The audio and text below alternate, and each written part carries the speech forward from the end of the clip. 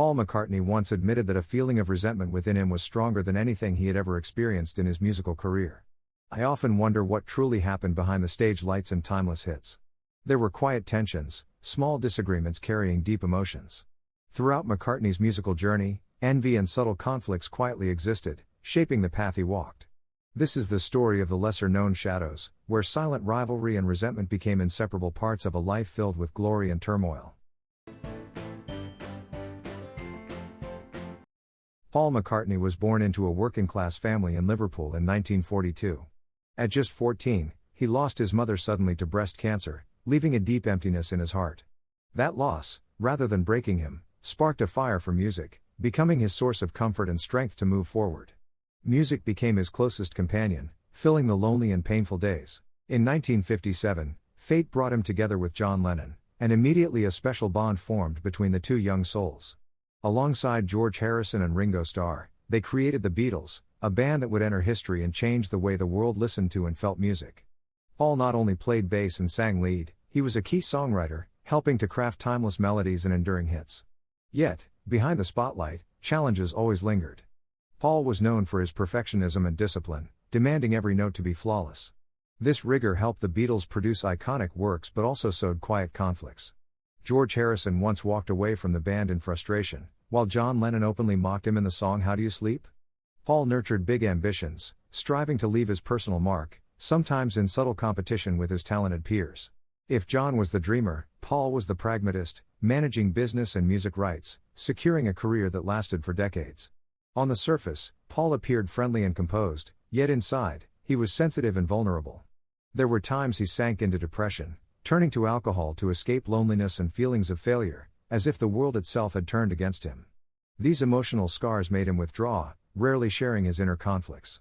Yet recently, in a candid conversation, Paul revealed for the first time that he had a list of famous people he genuinely despised, like wounds that never fully healed, showing that even legends face complex and conflicting emotions.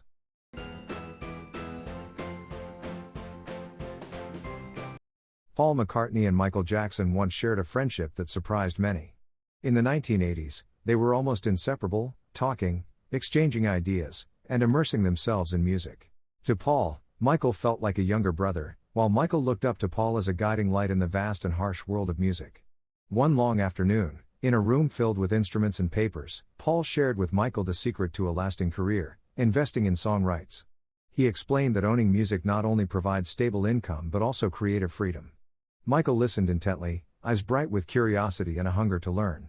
Everyone thought Michael was simply absorbing a valuable lesson, but in truth, he quietly laid out his own plan. In 1985, ATV Music, the company holding most of the Beatles' song rights, was up for sale. Michael, at the peak of his career, seized the opportunity. With $47.5 million, he purchased the entire catalog. Paul, who had shared his knowledge and guided Michael, was stunned and deeply hurt. The sense of betrayal was evident in his eyes. The friend he trusted, the one he once treated like a younger brother, had used his advice to claim a treasured musical legacy. From that moment, distance grew between them. Conversations became scarce, and the once close friendship slowly faded. When Michael later faced financial struggles, many hoped Paul might reclaim the rights, but that never happened. Michael continued working with Sony, maintaining control over his music catalog, while Paul held on to regret. In multiple interviews, he openly expressed his feelings of betrayal. "I thought we were friends, but it all turned into a business deal."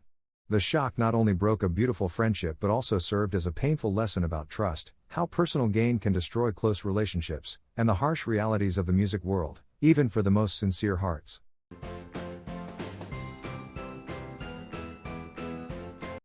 Paul McCartney and John Lennon were once intertwined souls, creating timeless melodies together that the world would never forget. At first, they seemed inseparable, but over the years, their differences in personality and perspective became increasingly clear. John was free-spirited and rebellious, always seeking to break boundaries, while Paul was meticulous and perfectionist, striving to maintain a polished, serious image in music. When Brian Epstein, the manager who helped the Beatles reach the pinnacle of fame, passed away, the balance within the band immediately collapsed. Paul wanted to continue a serious musical path, while John sought to escape the pressure, turning to Yoko Ono and rediscovering himself. These differences sparked countless silent yet intense conflicts. Paul aimed to guide the band's artistic direction, while John accused him of being domineering. George Harrison once walked out of a recording session, unable to endure the tension. When the Beatles broke up, Paul and John's relationship reached extreme strain. Paul filed to dissolve Apple Corps, which John saw as a betrayal. In 1971, John wrote How Do You Sleep, directly attacking Paul and mocking his reliance on the success of Yesterday. Paul was deeply hurt and would recall the song with lingering bitterness for years.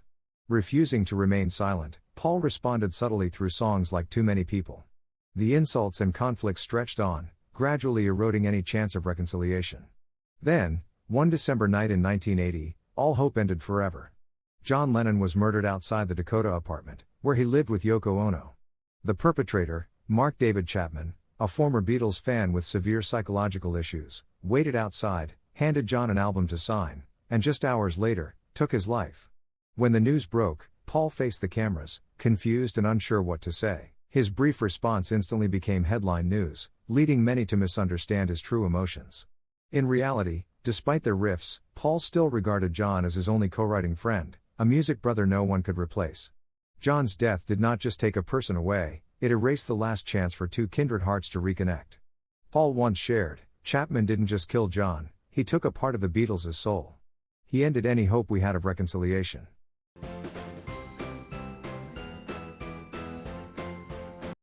For decades, Paul McCartney never spoke of Mark David Chapman casually. Just hearing that name stirred a deep, burning anger inside him, a rage words could hardly capture.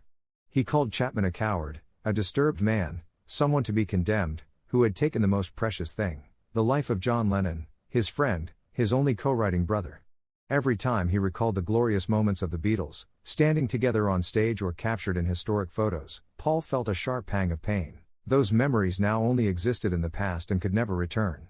The pain was even deeper remembering that just weeks before the tragedy, John and Paul had begun to reconcile. They called, laughed, and reminisced about music as they once did, as if nothing had ever happened. But all that hope ended abruptly one fateful December night. Chapman was the shadow behind the tragedy, and from that moment on, his name haunted every conversation and every thought about the Beatles' unraveling.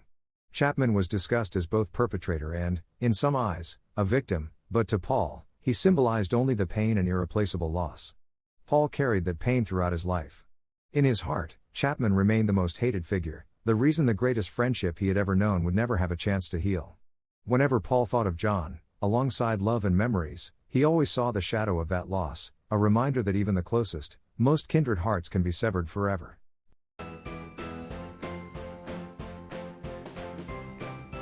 Before 1968, the Beatles' recording studio was a world only for the four of them. Every idea, every melody, was freely discussed, untouched by outside influence. But everything began to change when John Lennon brought Yoko Ono to every session. Her presence immediately shifted the atmosphere. Yoko was known for her strong personality and desire to control everything around John, from music to personal decisions. Paul McCartney, meticulous and serious about his work, felt deep discomfort. He didn't blame John, but he could not accept Yoko's direct involvement in the creative process. Paul once admitted, "I don't resent Yoko for being with John, but I hated how everything changed when she appeared." Many researchers believe this was the moment when Paul and John's relationship began to fray. When the Beatles broke up, Paul did not hesitate to suggest that Yoko was indirectly responsible. In interviews, he emphasized that John had changed significantly since being with her. Yoko, on the other hand, did not hesitate to criticize Paul. She was not just a partner, but someone determined to elevate her fame and influence. She claimed John was the true creative soul, while Paul merely wrote catchy tunes. Those words struck at Paul's pride, a man who had spent his life striving to be recognized on equal footing with John. One of their biggest conflicts was over song rights. Initially, all Beatles songs were credited as Lennon-McCartney, regardless of who the primary writer was. After John's death, Paul sought to adjust some credits to reflect true contributions, but Yoko strongly opposed, seeing it as erasing John. The dispute stretched for decades, across press coverage and legal battles. Paul once said, "I want history to be fair, but I cannot let her manipulate the story." Yoko consistently criticized Paul's music as simple, commercial, lacking the depth of John's work. In 1981, a Rolling Stone survey even labeled Paul as the least important, intensifying tensions. It wasn't until the late 1990s, when Paul participated in Beatles' compilation and reissue projects, that he and Yoko began tentative reconciliation, yet suspicion and caution remained. Paul shared with a tinge of bitterness, "I don't hate Yoko, but without her, the Beatles might have lasted a few more years. Those conflicts and emotional scars, though partially healed, still lingered in Paul's memory, reminding him of what was lost and the price of change in even the closest relationships.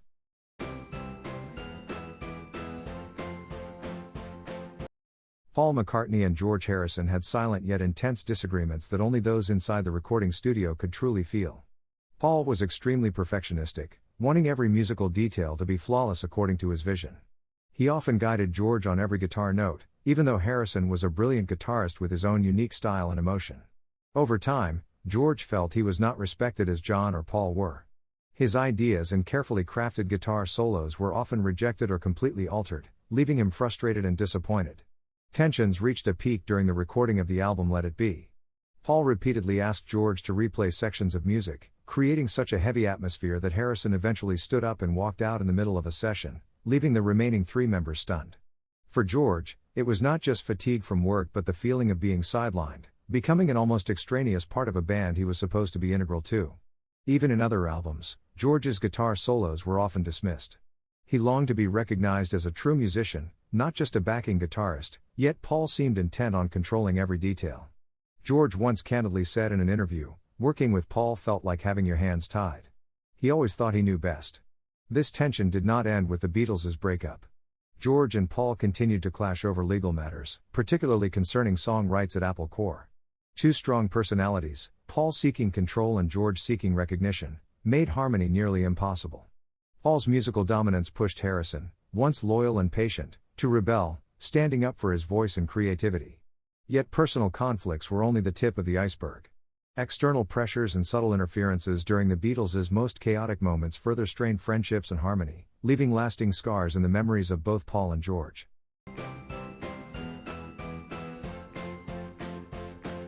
In 1967, the sudden death of Brian Epstein, the Beatles' trusted manager, left an enormous void in the lives and careers of the four men. They suddenly had to manage a booming empire that included Apple Corps, Apple Films, a recording studio, stores, and a roster of new artists. Yet their business experience was almost non-existent.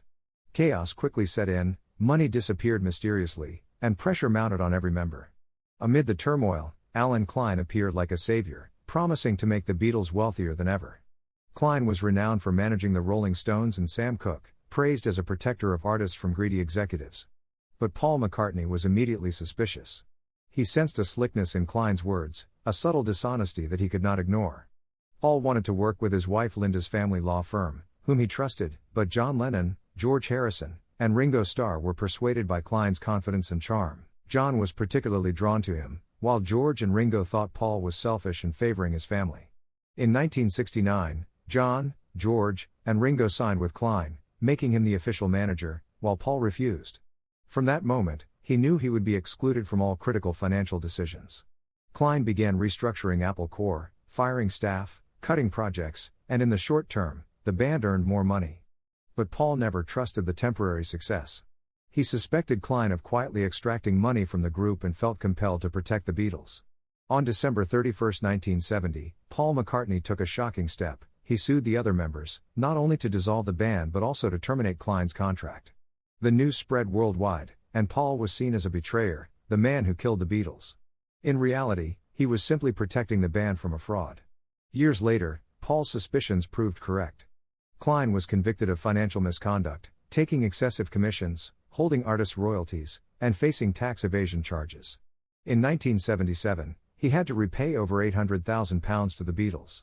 John, George, and Ringo later bitterly admitted Paul was right, but by then, it was too late.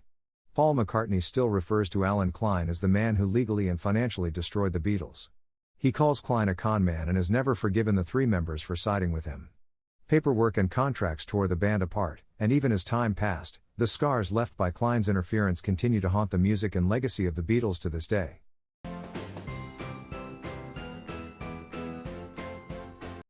In 1970, as the Beatles teetered on the edge of breaking up, Paul McCartney had hoped the Get Back project would be a chance to return to simple, honest music, creating melodies as genuine and unadorned as themselves. But things quickly descended into chaos. Alan Klein, whom Paul had always mistrusted, brought in Phil Spector, a producer famed for his dense, grandiose orchestrations. Paul immediately felt uneasy. He did not want his music turned into a massive, theatrical production. When the long and winding road landed in Spector's hands, Paul's gentle, melancholic, deeply emotional song was transformed into a bombastic orchestral version, with a full symphony, brass, and layered female choir, nearly burying Paul's vocal. Hearing the first mix, Paul felt a surge of anger he could hardly contain. He sat down and wrote a cold, sharp letter to Klein and Spector, demanding they remove the entire orchestra, strip away all that overpowering sound. It was Paul's cry from the heart, "You have insulted me, you have insulted my song." His plea was ignored. In May 1970, the Let It Be album was released with Spector's production. Paul's song topped the US charts, but in his heart, it felt like an empty victory, a stab in the back. George Martin, who had been with the Beatles since the beginning, laughed bitterly. The album was essentially ruined by Spector. Spector showed no remorse and remained arrogant, deepening Paul's anguish. Paul carried this pain for decades. Over 30 years later, he finally had a chance to set things right. In 2003, he released Let It Be Naked, removing all of Spector's additions, restoring the long and winding road to its simple version, just piano and vocals, pure as Paul had always intended. It was more than an album revision. It was a declaration of ownership. This music is mine, and no one has the right to destroy it. Let It Be Naked allowed Paul to reclaim justice for his song, yet the musical wound Spector inflicted still bled, reminding him that betrayal can sometimes come from the most unexpected places.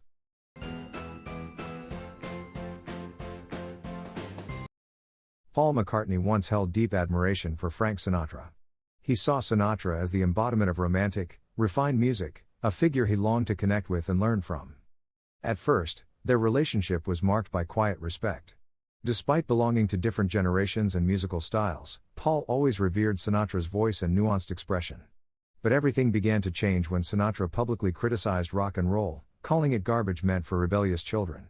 Those words hit Paul like a bucket of cold water, the same man who, along with the Beatles, had ignited a global rock revolution. The sting deepened when Sinatra mocked Paul's cherished song Yesterday. In front of an audience, Sinatra called it the saddest song ever written, even laughing at its melody and emotions. Paul felt both hurt and insulted. The tension didn't end there. During one performance, Sinatra sang George Harrison's song Something but presented it as his own, erasing Harrison's contribution. Paul felt both embarrassed and enraged. In his eyes, Sinatra never truly regarded the Beatles as serious musicians, they were merely noisy entertainers. Though they never publicly confronted each other, an unspoken contempt lingered, an invisible gap that no words could bridge. This was a collision of worlds, the elegant tradition of classic music against the rebellious spirit of rock and roll. Even a single mocking word could turn respect into a lasting fracture. Paul never publicly shared this story, not out of fear, but because he knew the cost would be too high. To him, it became a lesson in respect, in defending the value of his own music, and in the unpredictable shocks that can come from the legends one once admired. Paul McCartney has lived through trials that few could imagine. The relationships once closest to him became indelible scars, and those he admired sometimes turned out to be the deepest sources of pain.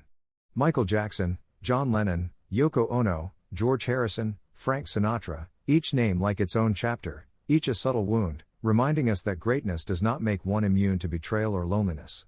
Yet McCartney did not collapse. He rose from those wounds, continued to create, continued to bring his music to the world, and though his heart weighed heavy at times, he kept moving forward. The haunting truth of this story is not the unknown enemies, but the realization that sometimes the greatest pain comes from those we once loved and trusted most.